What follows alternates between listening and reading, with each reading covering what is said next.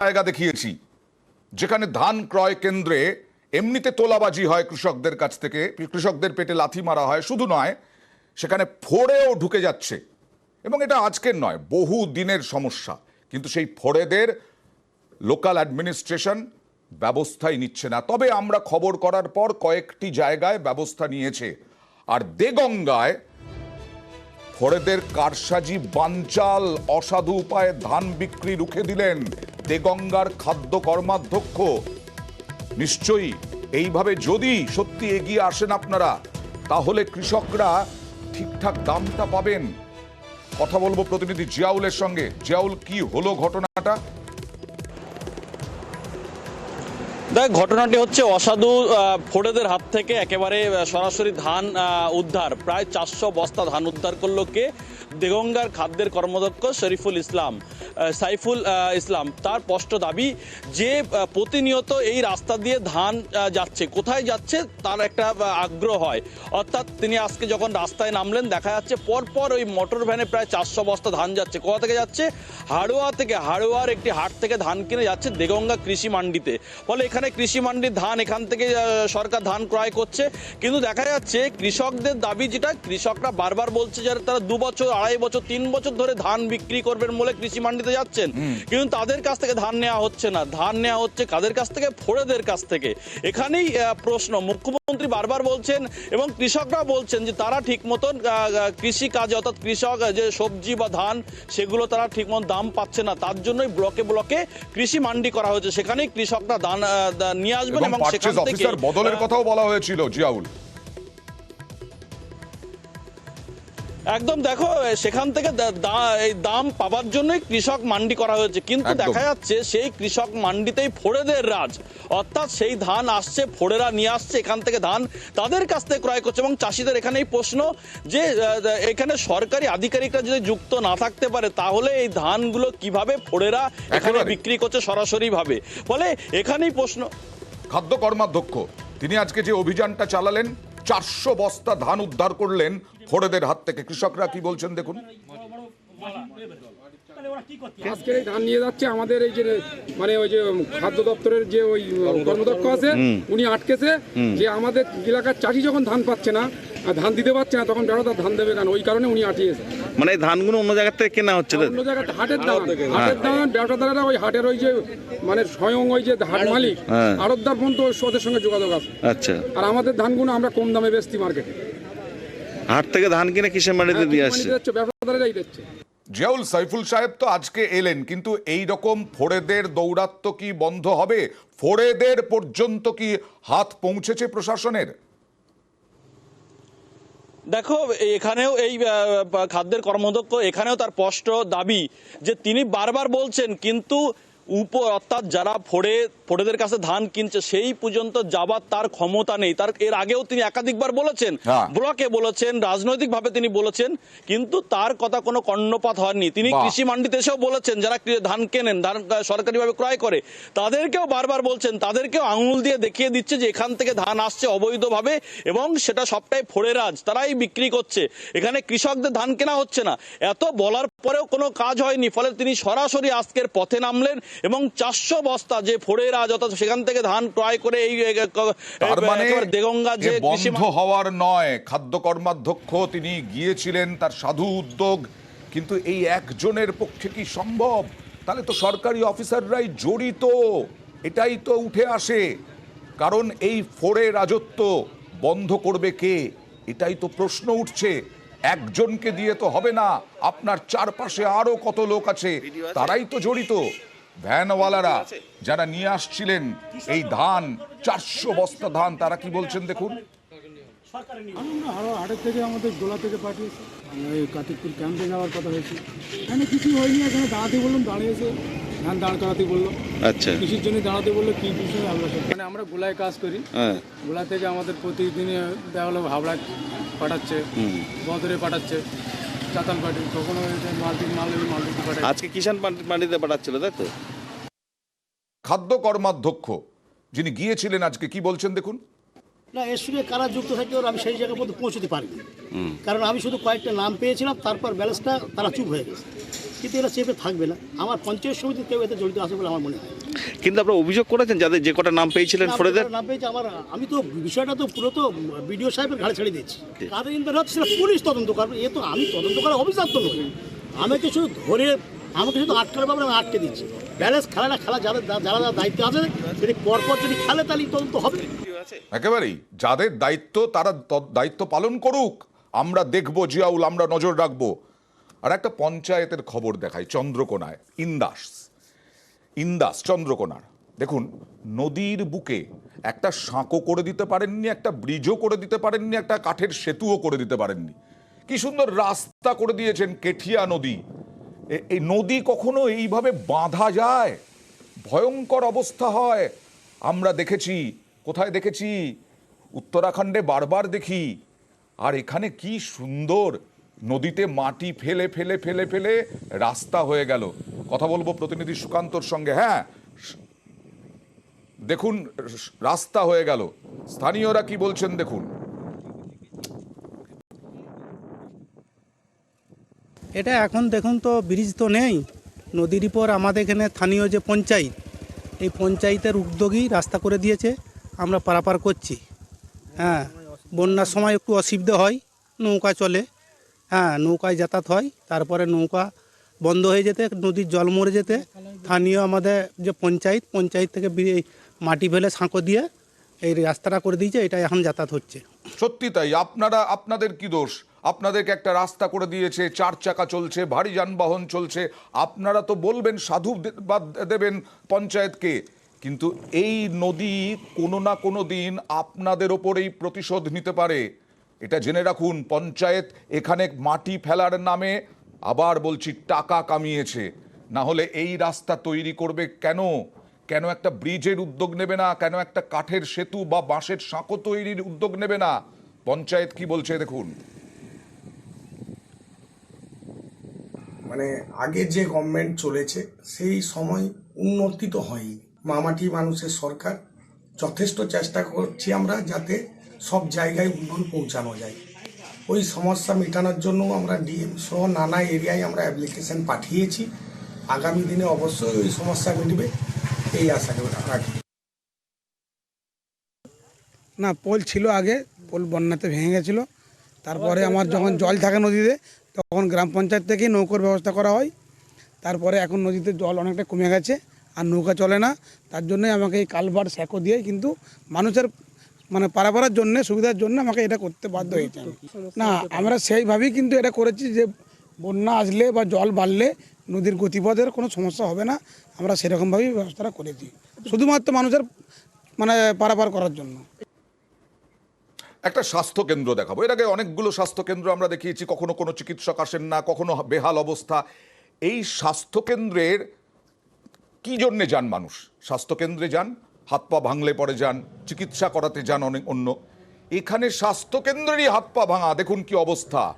সব ভেঙে গেছে, জানলা দরজা ফলক পড়ে আছে মাটিতে, ফলক ভেঙে মাটিতে পড়ে আছে। 2011 সালেই স্বাস্থ্যকেন্দ্রের উদ্বোধন হয়েছিল এবং এর ওপরে নির্ভর করেন এখনো কয়েক হাজার মানুষ। এখানে কোয়ার্টার রুম আছে, সেগুলো দখল হয়ে গেছে। স্বাস্থ্যকেন্দ্রের কোয়ার্টার রুম গোয়াল, স্বাস্থ্যকেন্দ্রের কোয়ার্টার রুম মুরগির খামার। ভাবতে পারেন, সরকারি কোয়ার্টার, গোয়াল ঘর, মুরগির খামার, যে যেমন পেরেছে দখল করে নিয়েছে, কেউ দেখার নেই। সিওমইচ, বিওমইচ, স্থানীয় বিডিও, পঞ্চায়েত, কেউ দেখার নেই। এইখানে চিকিৎসা করাতে যায় মানুষ, আর ডাক্তারও আসেন না। স্থানীয়রা কি বলছেন দেখুন। মাঝে মাঝে বেড ফেড আসে, এখানকারের যে সমস্ত হর্তাকর্তা আছে তারা বিক্রি করে খেয়ে নেয়। কেউ হাঁস, কেউ গরু ছাগল, কেউ মুরগি এইসব মানে চাষ করছে, পুরোটাই বন্ধ হয়ে আছে। ওরা যে ডাক্তার আসে ও মিছে মিছে মানে মাইনের জন্য আসে। 1টা বেজে গেলে যদি মানুষ মরেও যায় যে একটা ওষুধ দাও, ওরা দেয় না, ওরা চলে যায়, বলছে না আমাদের টাইম শেষ। কল টল যা আছে ঘর বাড়ি সব মানুষ দখল করে নিয়েছে, এখানে কোনো কাজই হচ্ছে না। আমরা এমপি এমএলএ অনেক বলেছি, কোনো কাজ হয় না। তৃণমূল আজ 15 বছর 12 বছর কোনো চালু করার চেষ্টা করছে না। কেউ চালু করার চেষ্টা করছেন না। বিধায়ক আছেন, পঞ্চায়েত আছে, মানে দেখুন ফার্মাসিস্ট তিনি কি বলছেন, তাকে ওই কি করবেন আর, 1টা বাজলেই তিনি ভোভা হয়ে যান তিনিও। আমি জয়েন করেছি, এখানে কিছু হয়নি। মেডিকেল অফিসার আমাদের ব্লকেই শর্টেজ। মগরাহাটের নাম শুনলে কোনো ডাক্তারবাবু জয়েন করতে চায় না। A to Z সব জানানো আছে, ব্লকেও আছে, সিএমওইচ অফিসেও জানানো আছে এবং স্বাস্থ্য ভবনেও পাঠানো হয়েছে। পুলিশকেও অনেকবার ইনফর্ম করা হয়েছে এবং রিটিনও দেওয়া হয়েছে। ইনফর্ম করলে 2 দিন 4 দিন এসে টহল দিয়ে যায়, তারপর আবার যেমন তেমন। সপ্তাহে কদিন আসে চিকিৎসা? সপ্তাহে 2 দিন। সপ্তাহে মাত্র 2 দিন আসেন চিকিৎসক কয়েক হাজার মানুষের জন্য। আর এই গোয়াল ঘর মুরগির খামার হয়ে গেল। একেবারে কোথায় না কোথায় জানিয়েছেন বললেন ফার্মাসিস্ট, তার বিরুদ্ধে আবার ব্যবস্থা না নিয়ে নেয় প্রশাসন, স্থানীয় প্রশাসন। দেখুন, যারা দখল করেছেন, যারা গোয়াল ঘর করে ফেলেছেন, মুরগির খামার করে ফেলেছেন, কি আনন্দ, তারা কি বলছেন দেখুন। আমাদের ঘর নেই বলে আমরা আয়োজন আছি। সরকার থেকে আমাদের প্রত্যেকবার এসে তুলে দেওয়ার জন্য করে ভিডিও থেকে আসে। এমনিতেই খালিতে কোয়ার্টারে পড়েছিল, আর এখন আমরা থাকি। আমার স্ত্রী কাজ করে, সেই জন্য আমরা এই কোয়ার্টারে থাকি। আমরা একটাই কোয়ার্টার নিয়ে রেখে দিই আছি। কি দারুণ। আর সিএমওইচ যার দেখার কথা, তিনি কি বলছেন? বিল্ডিংটা রিপেয়ার করার পর আমাদের প্ল্যান হচ্ছে ওখানে বেড চালু করা। যারা আছেন তাদেরকে বলা হয়েছে, তারা আমফানের সময় সম্ভবত ওখানে এসে উঠেছিলেন। যখন রিপেয়ার রেনোভেশন হবে তখন ওটা কিন্তু ওনারা ছেড়ে দেবে। বাট আমাদের নজরে এসছে, আমরা বিএমওইচকে কথা বলছি যাতে ওনারা ডেলি ওপিডি করেন, তার ব্যবস্থা আমরা করব। ডাক্তারবাবুটা হয়তো জোগাড় করে ফেলতে পারবো, নার্সিং স্টাফের ব্যাপারে একটু জটিলতা আছে, ওটা পেয়ে গেলে আমরা কিন্তু ওখানে 10 বেড চালু করে দেবো। কবে আর চালু হবে? আবার দখল উচ্ছেদ হবে। আর পঞ্চায়েতকেও জানানো হয়েছে, পঞ্চায়েত তো ছোটোখাটো, তার উপরেও জানানো হয়েছে অনেক কিছুই। ফার্মাসিস্ট বললেন কিছু লাভ হয়নি। পঞ্চায়েত কি বলছে দেখুন। আমরা চেষ্টা করছি আমাদের দিক দিয়ে, এবং সরকারি প্রচেষ্টার মাধ্যমে কবে হবে জানি না, চেষ্টা করছে সরকারও, আমাদের এমএলএ সাহেবও চেষ্টা করছেন। রুগ্ন রুগীকে যে সেবা দেওয়া যাবে তার জন্য যথেষ্ট পরিমাণ চেষ্টা করছি আমাদের মোহনপুর গ্রাম পঞ্চায়েতের তরফ থেকে। চেষ্টা করতে করতে 12 বছর, 13 বছর, 2024, চেষ্টার কোনো ত্রুটি নেই। আর ত্রুটি ঢাকতে 13 বছরের সাফাই। আর বিজেপি তো এই ইস্যু ছাড়বে না। দেখুন কি বলছে। স্বাস্থ্যকেন্দ্রের যে বেহাল অবস্থা, তার জন্য বর্তমান তৃণমূল সরকার দায়ী। তাদের কিছু পোশাক গুন্ডা, কিছু মানুষজন রয়েছে, তারা ওই কোয়ার্টারগুলো দখল করে রেখেছে। কিছুক্ষণ আগে দেখাচ্ছিলাম না, 60 লক্ষ টাকা দিয়ে একটা কর্মতীর্থ 2 বছর ধরে বন্ধ। এরকমভাবেই 4.5 কোটি জলে চলে গেছে। হ্যাঁ, মাথা ভাঙায়। 4.5 কোটি টাকা দিয়ে 4.5 কোটি, কিন্তু একটা ব্রিজ তৈরি হয়েছে, ব্রিজ তৈরি হচ্ছে, সেতুতে ওঠার রাস্তাই নেই, অ্যাপ্রোচ রোড সব মিলিয়ে থাকে তো হিসেব নিকেশ। কিভাবে যাতায়াত করতে হচ্ছে দেখুন, কিভাবে যাতায়াত করছেন দেখুন। ব্রিজে উঠবেন কি করে? আজ পর্যন্ত ব্রিজে ওঠার কোনো রাস্তাই তৈরি হয়নি। 18 মাসের মধ্যে পুরো কাজ শেষ করার কথা বলা হলেও তা বাস্তবায়ন হয়নি। 5 বছর ধরে এইভাবে অবস্থায় পড়ে রয়েছেন। যারা যাতায়াত করছেন তারা কি বলছেন দেখুন। রাস্তাঘাট থেকে শুরু করে, আমাদের স্কুল কলেজ থেকে শুরু করে, অসুস্থ রুগী থেকে শুরু করে, গ্রামের মানুষের এই ব্রিজটাই বলতে গেলে এক কথায় প্রাণ। আমরা প্রত্যেকটা মুহূর্তেই আমরা সমস্যার সম্মুখীন হতেছি। যোগাযোগের কোনো রাস্তা নেই, আপনারা দেখতে পাচ্ছেন রাস্তার সেতু তো সেতুই পড়ে আছে। অনেক উদ্যোগকে বলছি, বলে হবে হবে বলতে বলতে মোটামুটি 4 বছর হলো, এখনও আমরা কোনো সুরাহা পাচ্ছি না। ব্রিজ কমপ্লিট না হলে তো যাতায়াত করার অসুবিধা। কমপ্লিট হয়নি না, কি কাজ বাকি আছে? এই যে গার্ডওয়াল বাকি আছে, এখন তো এই যে বাসের সাঁকো দিয়ে এডিট আছে, তারা ব্রিজের কাজ তাড়াতাড়ি শেষ হবে, মানুষের যাতায়াতের সুবিধা হবে। এটা নাকি উত্তরবঙ্গ উন্নয়ন মন্ত্রকের কাজ। উত্তরবঙ্গ উন্নয়ন মন্ত্রক বরাদ্দ করবে, না হলে এই রাস্তা হবে না। তাহলে কবে করবে, কবে কাজ হবে, কবে রাস্তা হবে? এই 4.5 কোটির কত অংশ কার পকেটে গেছে? পঞ্চায়েত কি বলছে দেখুন। আবার উত্তরবঙ্গ উন্নয়ন দপ্তরের সম্মানীয় মন্ত্রী মাননীয় উদয়ন গুহ মহাশয়, তিনি নিজে তদারকি করে সেই অ্যাপ্রোচ রোডটা যাতে করা যায় তার প্রসেসিং শুরু করে তিনি টেন্ডারও হয়ে গেছে এবং ওয়ার্ক অর্ডারও তিনি দিয়েছেন। কন্ট্রাক্টর জানি না ঠিকাদার সাহেব কেন কাজটা শুরু করছে না, তবে আমার কাছে যেটা খবর আছে খুব তাড়াতাড়ির মধ্যে কাজটা শুরু করবেন। গতকালও আমার উত্তরবঙ্গ উন্নয়ন মন্ত্রী আমাদের মাননীয় উদয়ন গুহ মহাশয়ের সঙ্গে কথা হয়েছে। আমি গিয়ে আবদার করেছি যে ওই ব্রিজে যে অ্যাপ্রোচ রোড দুদিকেই প্রায় হাফ কিলোমিটার করে করলে মানুষের যাতায়াতের পক্ষে খুব সুবিধে হবে এবং মানুষ খুব উপকৃত হবে। উনি বলেছেন যে আমাদের এটা ধরা আছে, আমরা অতি দ্রুত এই কাজটা করব। এবার জলপাইগুড়ির খবর দেখাই। করলা নদী, বর্ষবরণের রাতে করলা নদীর পাশে একটা বেশ সুন্দর পর্যটকদের জন্য, স্থানীয় মানুষদের জন্য বসার জায়গা, একটা পার্ক মতো রয়েছে, ভেঙে খান খান করে দিল দুষ্কৃতীরা। বাতিস্তম্ভ, বসার জায়গা। এর আগে কালী পুজোর রাতেও একই ঘটনা ঘটেছিল। কথা বলবো প্রতিনিধি শান্তনুর সঙ্গে। শান্তনু, তারপরেও এই অবস্থা কেন? কালী পুজোতেও হয়েছিল আবার, মানে এই দুষ্কৃতীদের উদ্দেশ্য কি?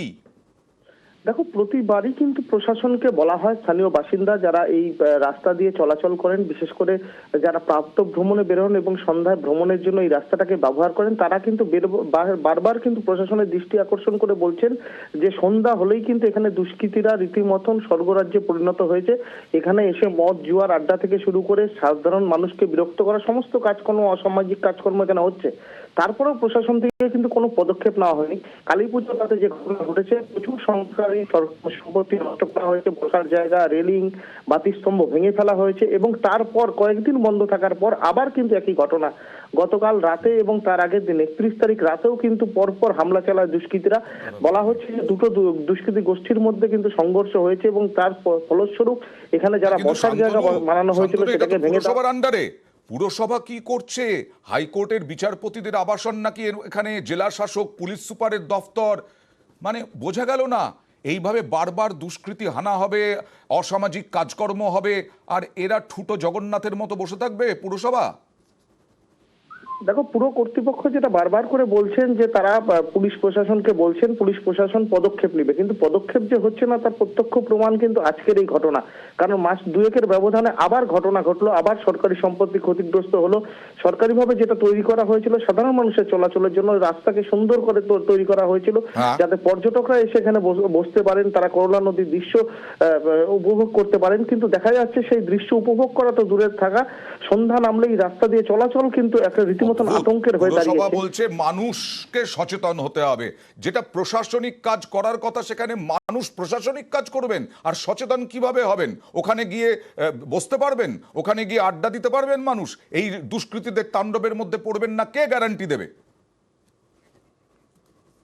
দেখলাম যে ওখানে একটা বেঞ্চ ভাঙা পড়ে আছে, ওটা কে বা কারা ভাঙছে তা তো আর দেখিনি।